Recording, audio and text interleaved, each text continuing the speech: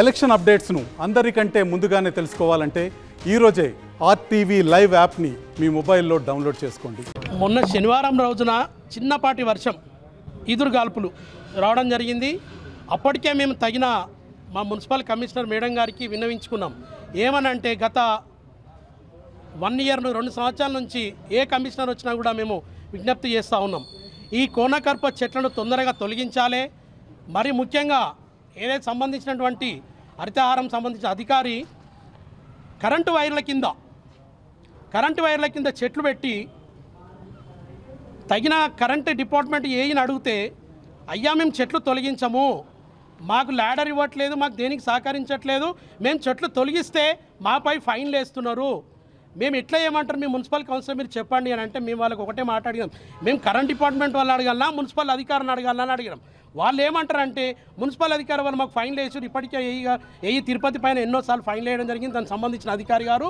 మరి మేము చెప్తా ఉన్నాం ఏంటంటే హరితహారంకు ఏదో చెట్లకు మేము వ్యతిరేకం కాదు, ఏవైతే కోనకర్ప చెట్లయితే ఉన్నాయో దానికి సంబంధించినటువంటి మా 37వ వాళ్ళ కావచ్చు, మా ఓల్డ్ సిటీ సైడ్ వాళ్ళ కావచ్చు, మా కొత్తపల్లి వేణుగోపాల్ కావచ్చు, అదే 7వ వాళ్ళ కావచ్చు, 4వ వాళ్ళ కావచ్చు, ప్రతి జాల కోనకర్ప చెట్లు ఏవైతే కరెంటు వైర్ల కింద ఉన్నాయో అవి వెంటనే దయచేసి అవి తొలగించాలని చెప్పేసి ఈరోజు పార్టీలో ఖచ్చితంగా మేము వచ్చి ఈరోజు కమిషనర్ గారికి దృష్టి తెలిసినట్టుంది, ఆయన మేడం గారు తప్పించుకున్నారు.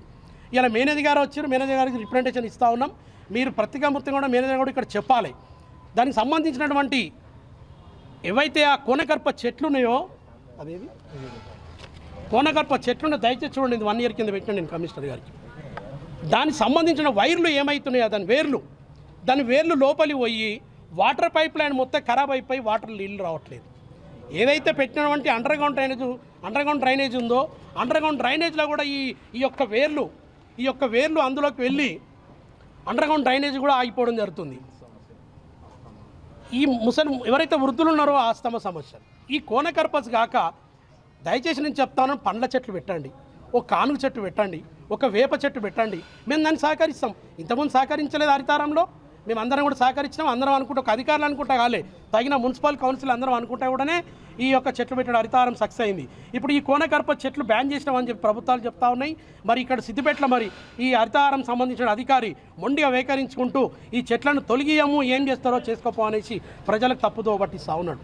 ఈ కనపడతా ఉన్నాయి మనకు. మొన్ననే ఇప్పుడు వర్షాకాలం రాబోస్తుంది, ఈ మొదటి దాంట్లోనే ఇట్లా జరిగితే ఇంకా 4 నెలలు వర్షాకాలం ఉంటే మరి రోజు మేము మరి అంబేద్కర్ నగర్ కావచ్చు, ఇంకా కొన్ని వాళ్ళలో మరి గుడ్డిగా అట్లే కూర్చోవాలన్నా, మరి కరెంట్ ఏమో నిరంతరంగా ప్రభుత్వం ఏమో కరెంటు నిరంతరంగా ఇస్తామని చెప్తా ఉంటే మరి ఇక్కడ కేవలం సిద్దిపేట నియోజకవర్గంలో మరి పక్కకు పోతే దుబ్బాకలో కరెంట్ ఉంటుంది, ఇటు పక్కకు పోతే జనగామలో కరెంట్ ఉంటుంది, ఇటు పక్కకు పోతే ఉస్నాబాద్లో కరెంట్ ఉంటుంది, అటు పక్క చూస్తే మెదక్లో కరెంట్. కేవలం సిద్దిపేటలో నిర్లక్ష్యం ఎవరు వ్యవహరిస్తూ ఉన్నారు, ఎవరు నిర్వహిస్తూ ఉన్నారు? ఇట్లా ఈ రకంగా కరెంటు మన 4 గంటలు ఇబ్బంది పెడితే చిన్న పిల్లలకి ఎంతో ఇబ్బంది జరిగింది.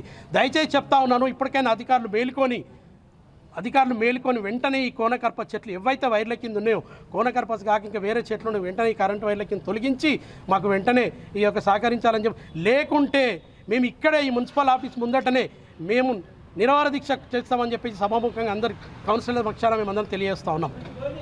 మరిన్ని వీడియోస్ కోసం ఛానల్ ని సబ్స్క్రైబ్ చేయండి, లేటెస్ట్ అప్డేట్స్ కోసం వాట్సాప్ ఛానల్ ని ఫాలో చేయండి అండ్ లింక్ డిస్క్రిప్షన్ లో ఉంది.